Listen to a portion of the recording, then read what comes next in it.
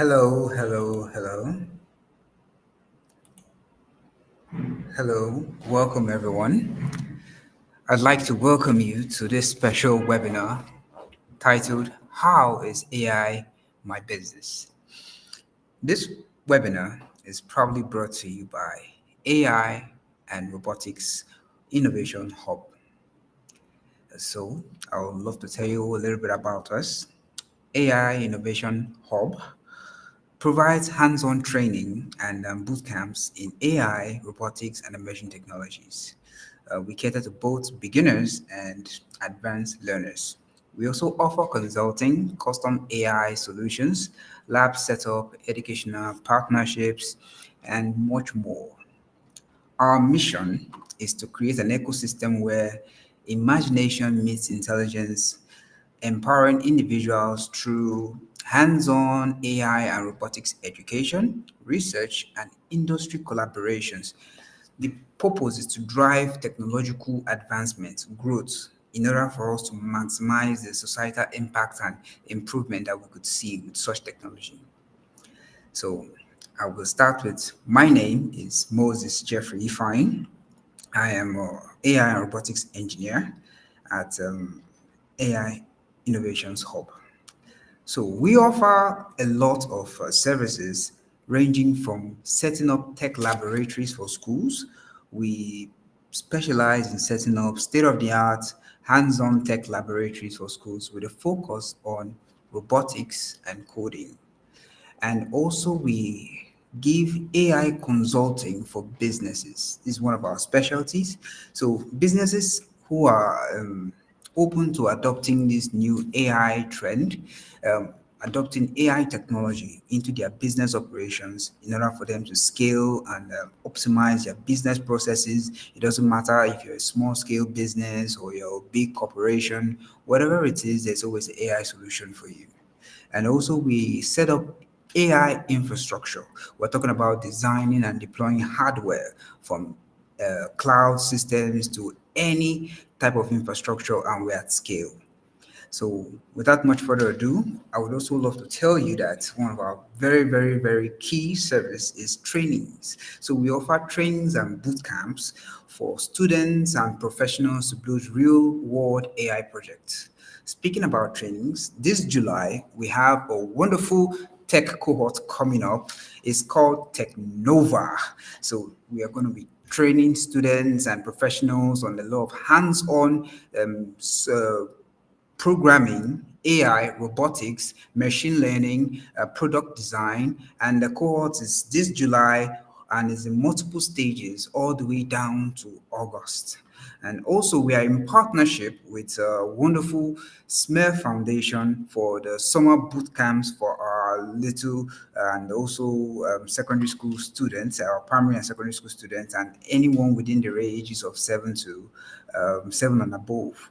Here with me is our representative from SMER Foundation, Ms. Sheun. I would love to welcome her onto the spotlight. Ms. Sheun, are you here with us? Hello, Awesome. Jeff. Wow. Hello, Jeff. Thank you very Oh, much. Hi, thank you. everybody. Lovely to see My you. name is Oluwasewari Bishola. I'm a program manager here at SME Foundation. SME Foundation is an SME Foundation is a platform. SME Foundation is a AI and robotics platform for children in 7 years and above. Our courses are designed to inspire creativity and innovation in children. So we have a SME Club coming up our summer program Spring Cup coming up, which is on our website. So it's going to be starting from 21st of July to 31st of July. You can go on our website to see more information about what we do. We are AI company. We have gamified system for children whereby children can learn coding in a gamified manner. And we have our robotic, which is for the hardware part of tech. And here we have some IoT components, we have the ultrasonic sensors, we have the servo motor, where they will be using to build an amazing project to work on. Thank you very much, Jeffrey. Always, it's always a pleasure to see you, Michelle. Thank you so much. So I'm actually so thrilled to be your host today, and our topic for today is, how is AI my business? You know, I'm always thrilled to hear AI and people adopting artificial intelligence, and it's changing the way we work, the way we live, the way we do business. Even right here in Nigeria, it has impacted us so much in different aspects.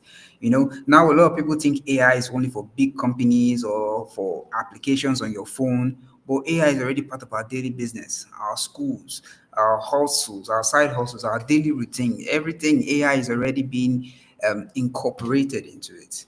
And today we're going to break that mindset and we're going to show you practical AI ways. We're going to discuss at length how AI is helping people to benefit in this growing economy. You get. And today we have two wonderful guests that will be buttressing every aspect of it that we need to know today. I would want to welcome the lovely and great Mr. Walter Wagu. He is a commodity specialist and financial analyst and trader. He's a really big man in the game who has been pushing AI in his own ecosystem to many, many lands in this country. So, Mr. Wagu, please, you have the floor. Good day, everyone. It's nice to meet everyone here. Yes, as I said, my name is Walter. I am a commodities trader. I am an algorithmic trader. I also build contracts on the blockchains. It's nice to be here. It's nice to meet you, Mr. Jeffrey and Oluwaseun.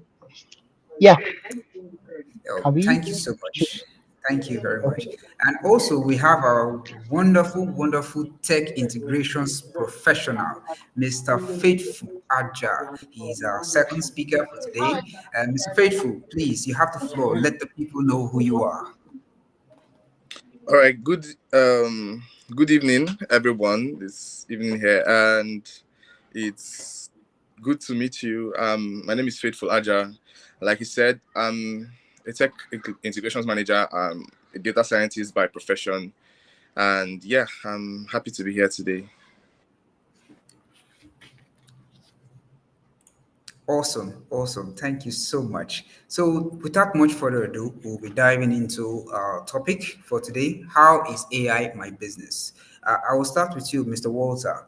Could you explain to our people on this webinar, let them understand from any ground up angle what AI is and how it concerns them? Let me use a pidgin English. Why is it my business? You get so. Let's start. Thank you very much. Okay. So basically, for those who don't know it yet, AI is already in your life, from your phone's autocorrect to Netflix recommendation to your online shopping suggestion, your email on your email address on your email. There's a spam filter you have there, to the way your email segregates messages. On Gmail now you have updates, you have for you have a different, you have promotions tab. So everything, I will still say it that AI is already in your life. And um if I'm to so I'm assuming everybody doesn't know what AI is for, so I'll just give a layman understanding of what AI is particularly. AI is like giving computers the ability to learn and make decisions. So it's similar to how humans do it, but much faster. It's much faster with access to vast amount of information. So it's basically giving a computer the ability to learn. So I'm to give an analogy. Let's say you like a calculator, you tell it what exactly it should do. You tell a calculator to 2 plus 2, it gives you 4. But AI is like an assistant. You tell it what you want and it figures out how to do it. So um there's another term I'm going to bring to you guys. They call it machine learning. Machine learning is like teaching a child. The more examples you show it, or the more examples you show that child, um I have background noise in my end. Apology.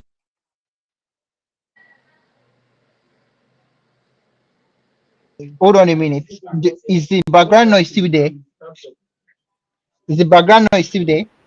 Oh no, Mr. Walter, we can hear you loud and clear. Thank you very Okay, much. okay. So I will just text it now. So I said, um, machine learning. Machine learning is like you are teaching a child. It's like teaching a child, and the more examples you show it, the better it gets. So I just explained how what AI is really, and some terms on how it works. So um, AI doesn't think like humans. I'm assuming I'm speaking to people that don't know, have a knowledge on what tech is. So I'm breaking it down to the barest minimum. AI doesn't think like humans. It just recognizes patterns and makes prediction based on the massive amount of data you've provided it. So you the AI has no mind of its own. It's just working with what you've given it, and the more data you give it, the more intelligent it becomes. It's like training, as I said, training the child over and over again with a lot of information, and it processes these things. So the next time you ask a question, it will infer that you've asked this question before. So, um, so how does AI? This is now the mix of the conversation. I said, how does AI affects everyone, or how does AI concerns everyone, and the personal impact? So I'm going to go in three stages. There's personal impact, the social, the economic impact actually. So personally, on a personal basis, like on a let me just give you a reality check. AI will not replace your jobs, but it will change most jobs. Jobs that involve routine, that's why most people don't really know this, but this is a fact that jobs that involves routine, like jobs that are routine based, that you are very predictable. If you know the job you do is very predictable, like I can't come up with okay, like payments, for instance, payments, or you process payments, or you're an accountant, is just the same numbers over and over and over. You can actually train a computer to do those things. So but there are intricacies. So I'm still getting to that part. So I'm talking on the personality basis, on a personal basis. AI will not replace your jobs, but it will change most jobs. Jobs that involve routine or that have predictable tasks are more at risk. But jobs requiring creativity, requiring complex emotion, complex problem solving skills are safer. So jobs like, I mean, I'm a trader, for instance. I trade commodities. I work in finance and I trade commodities. And in the market, there are different nuances. It's not just a buy sell. It's not just before you take a decision. I need to know what Trump is saying. Is the war in Ukraine affecting the commodity I'm about to buy? AI doesn't is not able to make inferences. You over time it can, if you keep feeding it data and scenarios like this occur in the future. But at the moment, in the nearest future, AI can replace that job particularly because, well, we are building, the only way we can do it, we are using AI to enhance or to make the job faster. So um we use AI to, would I say, sieve out information from various sources and infer. So even the inferred result has to be checked by a trader. I don't know whether you understand. So AI will replace predictable jobs, jobs that are routine, like it will replace them. Definitely, they are not safe at all. Jobs that require creativity. I'm thinking of a writer, a journalist, well, those jobs too, but you have to have a level of creativity. An author, for instance, AI can't replace those kind of jobs or roles. You can just use AI to enhance or make your job easier for you. Um, Another fact is new jobs would emerge, new jobs that I can't even think of at the moment. In what am I saying? In 2020, nobody ever thought of a job like prompt engineer. There are people, or what am there in 2010, nobody ever thought of an AI engineer. So there are jobs that are coming up that we don't know, and there are jobs that will still come up that we don't know. What this means for you as a personal person. So I said I'm going to talk about the three facets, how AI is going to affect us personally, economically mostly, and socially. So how this will affect us is what I will always say, or what I advise people mostly is focus on skills that complement AI, or creativity that involves critical thinking. You have to focus on those skills. You should stay curious, just stay curious and keep learning new skills. um don't fear AI, learn to work with it. Don't fear AI, just learn to work with it. And yeah, still on a personal basis, your privacy and your data, you know, as I said, you are feeding this computer, you are training this computer on what to do. It doesn't know anything. You are just training it with a lot of data. This data, I supply it, you supply it, everyone who uses the internet supplies it. And so the only thing I can advise people, or most people, is AI systems will learn your data with every click, with every purchase you make, and every interaction you do. Your personal information creates a digital profile. Have you ever asked ChatGPT to tell you about yourself? So when I am applying for roles, recently I'm applying for roles, and I asked so it has context already. So I just tell it to pull up a CV, create a CV from my previous, all the questions I've ever asked, it's created a profile for me. So you can see that AI is taking this data and making sense of it. So with every click you make, with every purchase, with every interaction you have on the internet, mostly it takes it. It is data it is using. Your personal information, I said so there there will be data breaches. I'm very sure you know this, that data breaches can expose the information to bad actors. So if this data gets to in the hands of the wrong persons, um, I'm very sure ChatGPT has information on all of us, or most of us who use AI, every single person. So what you can do is just be mindful of the data, of the kind of things you share online. Review your privacy settings on most of your applications. As I said, on down to your email addresses. Will AI replace teachers? That is a very, very, very complex question. But let me go on. Let me go on. A question just popped up. A question just popped up. Will AI replace teachers? So you have to ask yourself: is it a routine, and does it require empathy? Does it require critical thinking or complex analysis? Focus on skills that require innovation.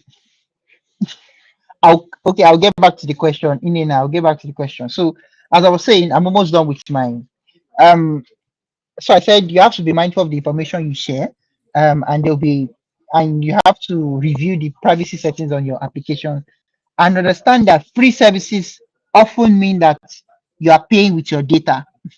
It's funny, but you just have to understand it's just like nothing is free, especially on the internet. So when is a free app, it is not free. You are paying with your data, and these people will sell your data, unfortunately. So would I say the economic impact is some jobs will disappear. Like that has to do with payments is a routine. You can literally tell I built smart contract for you. I built smart contract, and you can just write some set of instructions that would go on, that would live on a blockchain forever. It's the same thing. There's nothing changing. I pay, I deposit money, I withdraw money, I take a percentage is paid to the account. Is basic. AI is going to definitely replace those jobs. So there will be less need for bank tellers. You might not need that in the future. You might just walk in and do everything you need on a computer. Um, New jobs will be created, as I said initially, and there's the important part: the income inequality might increase if the benefits of AI are not evenly or equally shared. The income inequality gap increase, and it's, in, I don't know how to explain softer terms. Please, there's no please, there's no okay. So I said the income inequality would increase, and it means that there will be more richer people. Those who would benefit or position themselves very well or early enough for this new technology would benefit more monetarily than those who didn't. And if the benefits are not equally shared or fairly shared, it would be, the income gap will be large. Trust me, money people are paying. Just know, to show you how useful it is, there are people paying for ChatGPT Pro. There are people paying for AI services as we speak. That is how, and this is just the basic level of artificial intelligence. Just prompting is the basic level. There are complex systems that are still going to come, and people will still pay. And the people positioning themselves for these things would benefit more from it. The social impact, there'll be now I've spoken about the personal impact, the how it concerns you personally, how it concerns us economically, and how it will concern us socially. On a social basis, there'll be misinformation and deep fakes. You can see AI can create fake videos, images that look completely real. Oh, it's not me, it's AI. You'll be getting more of those terms in the future. That's not me, it's AI. And it will be harder to know what is true. Um, democracy, would I say democracy depends on shared facts. AI will challenge it. So when everybody is when I don't know how to explain this properly, but just see it as a truth.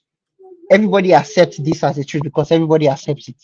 But when AI comes into the picture and there are deep fakes, there's misinformation, everybody starts accepting this new misinformation as the truth. And that's the problem socially. So AI systems can perpetuate, or would I say amplify, our biases. So if you notice, when you are using your social media handles, or let's say you are on TikTok, the TikTok algorithm is run by artificial intelligence. This an artificial intelligence part of it, where if I am sad today and I'm just looking through sad videos, I would see the next day I'll keep seeing sad videos. Or if I search for skating videos, for instance, on TikTok, for the next 3 days, if I keep engaging these skating videos, they will keep coming on my feed every time. And all I did was just search for it, and I've just configured my. So you can see, okay, I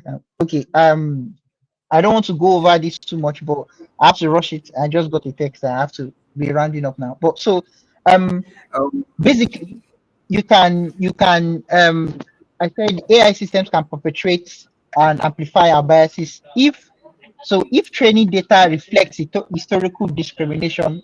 AI might continue it. So I will say it again. If training the data reflects on historical discrimination, AI will continue because it's still data you are giving it. It was data that happened in the past. It will still go on in the future. So if they were, this might be a sensitive topic, and I said it affects us socially. If there were anti-Semitic jokes that were being said in the past or is on the internet, that same data is going to be sent, and there'll be more anti-Semitic jokes, or if there are racist jokes in the past, it will be more in the future. AI would amplify it. So um let me just go straight down to why does everybody needs to care about AI? It is AI will affect teachers, doctors, drivers, artists, managers, everyone, and the benefits and risk is shared evenly or fairly across the society. We just need diverse voices. I'm almost done. I'm done. We need diverse voices in AI development, and not just engineers. We need everyone's hands to make AI beneficial for everyone at large. Yeah, that's basically my beat on. I can't hear you.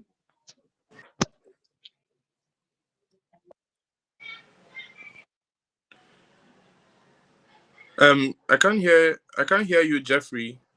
I don't know if you can hear me, but I can't hear you. So much for that presentation, a powerful one from Mr. Walter. It's clear now that AI is not just the future, it's already our present.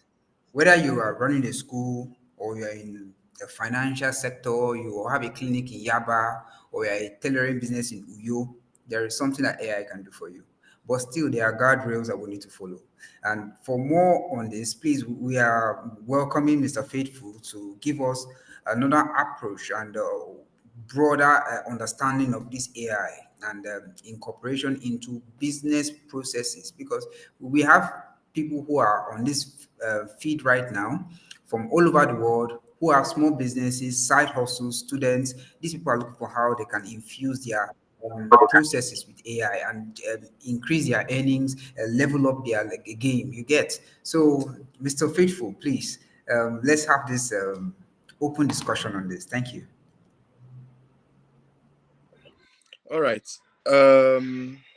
So like Walter has said, so firstly, that was an excellent speech from Walter, and now he has spoken about what AI is, and how it can impact our lives, right? But I saw a question that came in where someone asked if AI will take teachers' jobs. First off, I think Walter has given us the hard pill to swallow, the hard pill that AI is coming for your jobs actually, but not necessarily. So AI, even though AI may not directly come for your work, for your jobs, but AI would, the person using AI is the one coming from for your jobs, not necessarily AI itself, right? So Sanchez has asked if jobs will be lost or if they would evolve, and what I'm saying is this, right? If you were my competition and you were not using AI, I would assume you are not serious. Because how do you want to compete with someone that has a tool as powerful as that? I'll give you an example. So some while back, I hosted a competition where they did a hackathon, right? And now the main aim of that hackathon is to see who is able to bring his solution forward as quick as possible. Right. So while some people who wanted to, I mean, some people are all, of course, with the new development, AI development, they would want to be sanctimonious and say, oh, we don't code with AI, or we don't accept AI because it's cheating or is whatnot. But they forgot to understand that what really mattered to that competition was that your solution works. All we needed was a solution that works. But those who were smart enough, they went ahead to use AI to assist their processes. Now you could see people at the end of week one were already bringing in sellable solutions. They were already bringing in sellable solutions, while some people were still stuck in maybe trying to center a div or something. But you could see that the productivity level of those people who used AI was eons away from those who didn't. So all AI is going to do for you at that point is this: understand that AI is not necessarily your enemy. AI should be a tool, just like a calculator is for you, especially in what you do. If you look at the businesses you run, if you look at the markets that you're trying to approach, obviously from your eyes you would know that, okay, let's come to Nigeria. You know that things like in Lagos there is Danfo and Korobe. You can say, okay, for certainty that if I go to this bus stop, I would see a bus going to this junction. You can say that from your head alone, right? But with AI, it is thinking on different parameters. In data science, we call these features. So those features are, they see details better than you would ever think. And if you're not ready to accept that, for you to actually do this thing with better accuracy, you actually need to accept those features for what they are, accept the details that would come from these AI tools. That is the only way you would be able to compete with someone using AI. So for jobs like teaching, that you understand one very beautiful thing about teaching is the fact that you can't take away the human factor for teaching. So yes, Nena, I don't think AI is coming for your teaching job. So you can't take away the human factor from teaching. So, but someone using AI will take away that factor from you. I'll give you how. An example someone can use. Let's say you have a class and you have to prepare lesson notes, right? You are busy in the night typing up your lesson notes, and maybe you already have the lesson note written out somewhere and you're typing it. And that is time that you would have spent trying to be more innovative with your approach to how you would deliver those materials to whoever your students will be. While you were there typing, the person was telling AI, hey, take this and make it beautiful for me, like prepare my slides or something. So all those, like Walter said, repetitive tasks that you would spend time doing, it is always better to leave it to AI to do. So you have slides, and I mean, of course, you are not going to, I'm not saying give everything to AI, but all I'm saying is this: you have those tasks that are repetitive, those tasks that would not necessarily add to your productivity, but would make what you're doing look better. So those are the type of tasks that you should leave to AI to do for you. Then one other thing I wanted to point out was the frontiers to technological developments that humanity has gotten to now wouldn't have been reached if we didn't phase out some things as unimportant. And what I mean by that is this: if humanities did not accept the calculator, for example, the calculator came out, and when it came out, I'm sure people would be like, no, why will we use calculators? Why not just do maths with your head? 1 + 1 2, 2 + 2 4, and all that. We may have not come up to the level of and depth of calculus as we do now. So because the calculator came, it phased out the need. And I'm not saying it's not important. All I'm saying is the need, the need to focus, like that time you were using to focus on 2 × 32 or 4 × 38. Now we are able to ask more complex questions because there are certain numbers that we may have not been able to calculate using our heads alone. Then came computers, and now with computers we could do way more. We could run code, we could automate systems, even though we're not exactly, those were AI to an extent, but they were not as brilliant as the LLMs we have today, like ChatGPT and all that. But we could automate workflows, we could automate systems, and we started seeing these computers as support systems to us. And because we accepted that, we're able to go deeper, even deeper now, to see AI. What we know as AI, artificial intelligence, now we are seeing virtual assistants. We're seeing computers that your phone is reminding you, oh, you need to take your drugs. It's time to take your drugs. Or your phone is telling you this person is trying to call you. Would you like to take this call? Or you're in a meeting now, and all that. Okay, I think it's great to address the fear of abuse of AI. Yeah, I'll come to that. And then one final thing now is, now you could see the world going into quantum computing. I don't see, and this growth is not it's not linear, it's almost exponential, because as at times way back, as say, just not even too far, maybe like 2010 to 2020, if you said quantum computing, it might sound like a concept that is still very far into the future.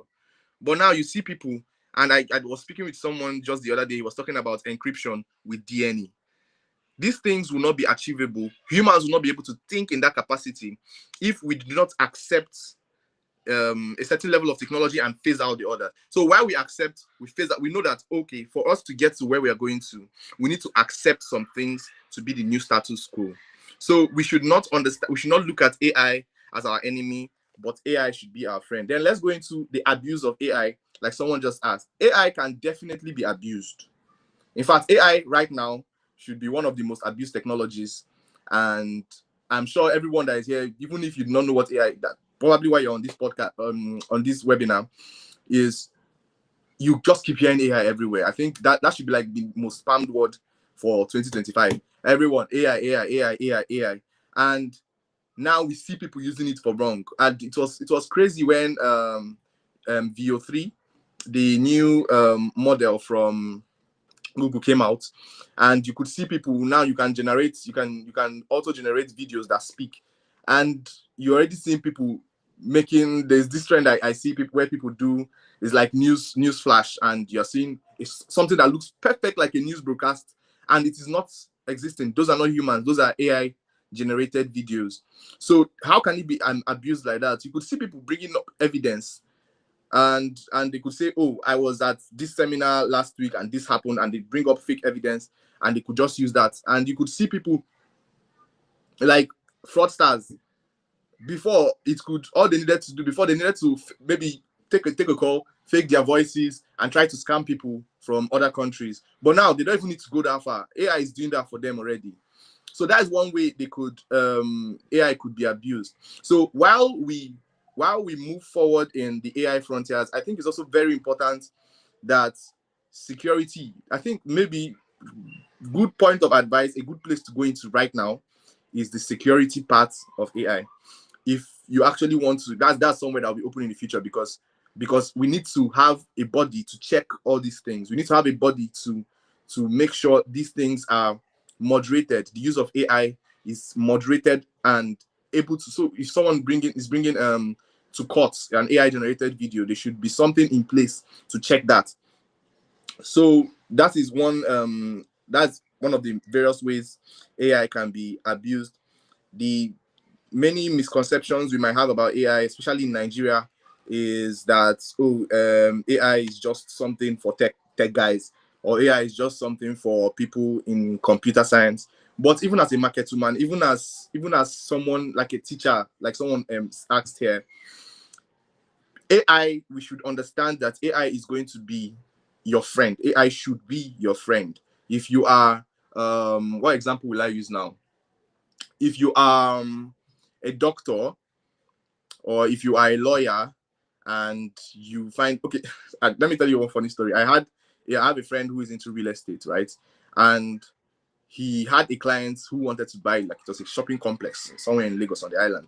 And it was a client. This client was a funny client. The client didn't just come immediately. Like, the client just came and I was like, oh, I want to, what do you tell me about this thing? This is my profile. And his boss is sending it to him. The boss is like, look at this person's profile. I don't know, what am I going to do to pitch to this guy? And as then, ChatGPT was still becoming popular. It wasn't as rampant as it is right now. The guy copied the documents, uploaded to ChatGPT, and ChatGPT gave him a profile and what to say, how to pitch, and good suggestions as to what he would do for to sell to that customer. And you see that this all took him 5 minutes. Meanwhile, he would have been in a fix at that point if he was not, if he could not access AI. I mean, he was on his own. He was just having a good Tuesday, and then someone just sent him a user persona and he's saying, "Help me pitch to this guy." So that's one very good thing AI can do for you. So it is really important for us to understand that with the use of AI, we can. I mean, there's the sky is definitely like the sky is as wide as it can be. It's definitely your starting point. So we should understand that and accept AI as our friend. Thank you very much.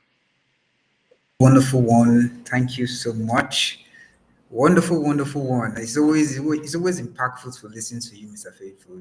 I learn new things every blessed time. You mentioned something about a real life scenario. There was also a real life scenario I had with somebody who manipulated AI for his own business use. I know people at home now might be wondering, oh yes, yeah, we're talking about some technical aspects and applications of the AI. How will it affect me that I'm trading in front of my shop in my house? Okay, there is a friend of mine who he sells spare parts, particularly phone screens in Ikeja. So do you know that I introduced him to some AI like Zapier, where he could actually automate things, and he started to learn how to manipulate agents to do his own bidding. So like multiple genies and minions, like a army of sales boys and house boys and interns. He manipulated this AI to tell him when to buy a particular set of model of screens, to let him know when the factories will be going out of, they'll be going for break. And you know what he did? He actually stocked it for at least 3 months plus. His shop was the hottest cake in Ikeja to buy particular screen of good quality. When you replace your screen, there is the type that is not really that nice. That's a cheap one. There is the one that the screen quality is like it's like water, and that's the expensive one. That's the high quality one. So he hoarded that particular one for a long time. You can see how impactful AI has been to this my friend's business. His name is Ejike. You guys can check him out in Ikeja if you want to. And so it's AI is everywhere around us. And I have a couple of questions for our panelists, for my honorable speakers today. I want to ask, for instance, you said AI is like a child. Does it mean that it will just absorb any information without a conscious effort to sort it out and make meaningful use out of it? Or are we not teaching AI to also know how to make meaningful use out of data it acquires from us? Or is it just another advanced way of automation? The concept people have of AI is intelligence, artificial intelligence. This is something that can intelligently make decisions, think, rationalize, and with the birth of sensors, sensors that can see your facial expressions, that can deduct your mood, can know whether you are happy, sad, your pupils are dilated. There are many factors that the complex systems, like Mr. Walter said earlier, complex systems now that exist they will blow your mind in performance. So is it just an upgraded version of automation, or this is really reasoning, a machine that can reason on its own? And so we want to know that difference. AI is like a child. Does it mean it is a upgraded automation, or it's really an intelligent machine that can make sense out of the information it acquires? We can start with Mr. Faithful if you have something to buttress on that. Thank you. So I would, because I have actually gone down and dirty with AI, I can tell you for a fact that it is not as simple as automating workflows, right? Automations, and there's an example I like to give. You tell a child, go into that room and sweep that room, and the child goes into the room and sweeps the room. In fact, it sweeps out everything, including your television, out of the room. That is what the computer from before would do for you. You tell it, go inside and sweep. All you told it was, go and sweep. Everything that's inside that room is gone. It is taking everything out because you told it to go and sweep. And you know what? You won't blame it, because that's actually what you told it to do. So if you tell it, stand up and turn around, if you tell the difference between an AI, and you tell it, okay, stand up and turn around, it will stand up and it will keep turning around. It will not stop. It will not. I mean, you didn't tell it to stop, turn around 1 time or 2 times or 10 times or 500 times. You just keep turning until you tell it to stop. So the difference is you would have to tell it, stand up, turn around 3 times, stop turning around, and sit down. But with an AI system, it can infer what you need. So you tell it, go into that room and sweep. The first time, this is why it's always likened to a child. The first time it goes into the room, it sweeps off everything like a dumb robot would do. And then you penalize it. You tell it, why did you sweep up everything? Then it goes in and it sweeps up everything and leaves only your television. Now it knows that, okay, when they say sweep that room, I should not sweep the television out. You penalize it again. You not sweep out the television, but you remove my tables and my chairs. Then the third time it comes to sweep again, it doesn't remove the tables and chairs. It doesn't remove the television, but it removes, maybe, I don't know, if you had a cat somewhere, it throws away your cat or something. After multiple iterations, if someone else were to tell your robot, your AI, go and sweep the kitchen, your AI is not going to sweep out. Like, you don't need to start learning all those things again from the beginning. Essentially, because you have told it, when you're sweeping the room, don't sweep out the table and chairs and the television. It would assume that if it sees the table and chair and television in another room, it shouldn't sweep it out. If you tell an AI machine, turn around, it will stand up, it will turn around, and maybe ask you, how many times do you want me to turn around? It could ask questions like a normal human being would. It has common sense to an extent, to a very, very limited extent. So that's the difference between an AI machine and classical if and else statements, or those other ones that we're used to before. Thank you so much, Mr. Faithful. Thank you very, very much for that. Thank you so much for that, Mr. Faithful. Thank you very much. I have another question here. It says, what is the one wrong idea Nigerians have about AI? This question is not directed as those who are already familiar, who have interacted with AI.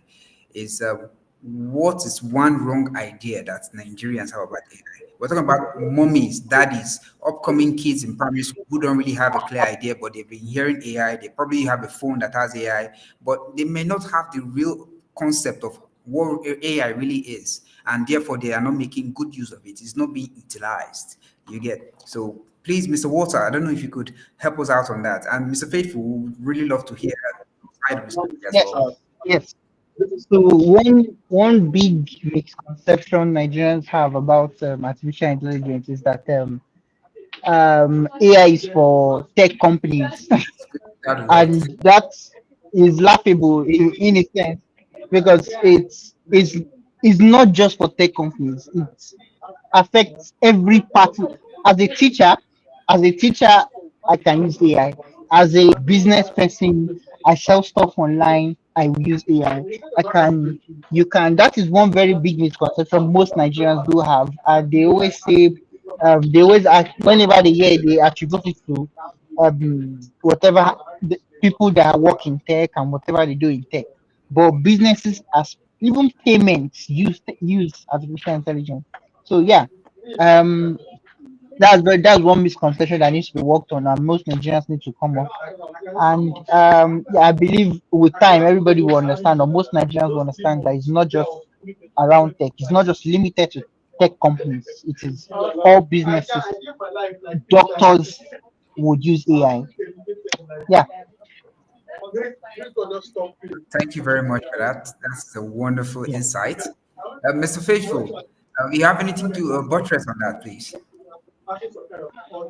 Yeah. Okay. So one very big question AI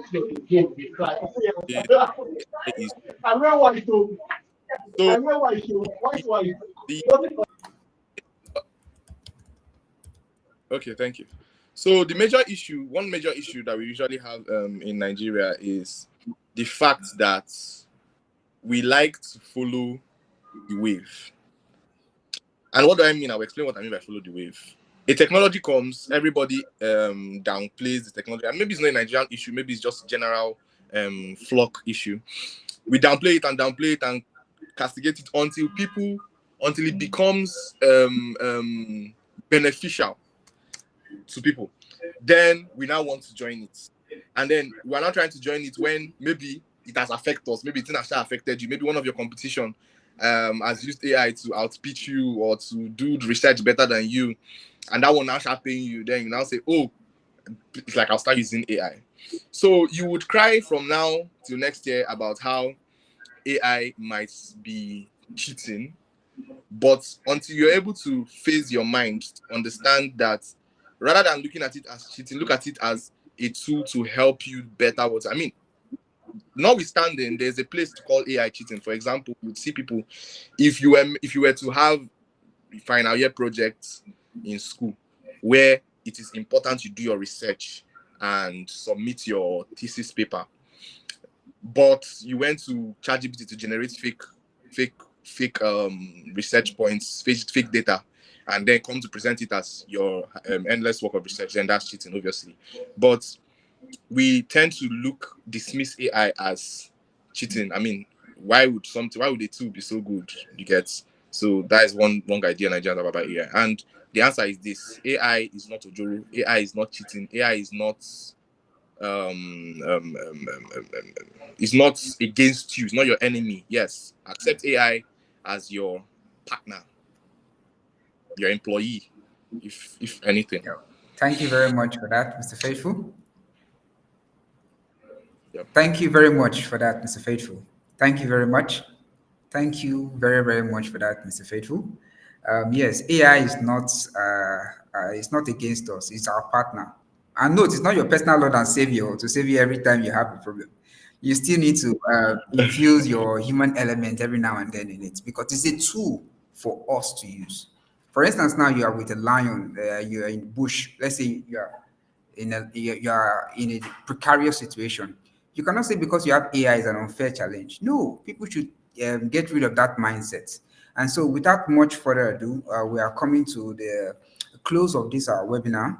We have still a lot of packages for our listeners today who are paying close attention. So we are actually going to ask you to drop in your usernames or your Gmail accounts or your emails in general. So we are going to send you out things and topics and tools or for AI that you can use in any aspect of your business. To make it easier, you drop your email address and your line of work or whatever angle you think you want AI to work on you, and we can give you this free consultation. We'll send you a list of tools that you can use.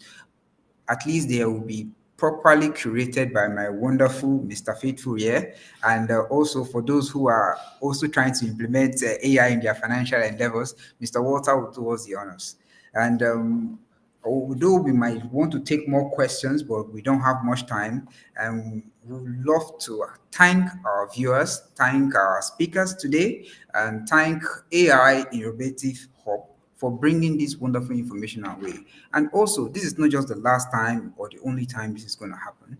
Every now and then, we'll publish content, we'll send you newsletters for webinars in specific trainings, whether you are in the financial sector or you are in fashion. We have AI primed webinars, in-depth analysis and trainings with exercises that will be engaging you on from henceforth. So please always check us out at airinnovation.tech, AIR innovations.tech. We have all manner of updates, information, resources at your disposal. So please do take advantage of that. That's what I would say. Mr. Faithful, thank you so much for this impactful session. It has always been a pleasure to always grow in knowledge, because in Africa we've been playing catch up, but this time around AI has come to give us the upper hand, and we are all in the same boat, as Grammarly we say. So, with that note, I really want to say thank you all to the viewers. Thank you all for our partners and sponsors. Thank you so much, and we've come to the end of the webinar. Please do not forget your email addresses and your profession or whatever aspect you want AI to do, and we'll send you a curated list of tools and resources that you can implement. Thank you very much. Have a lovely evening.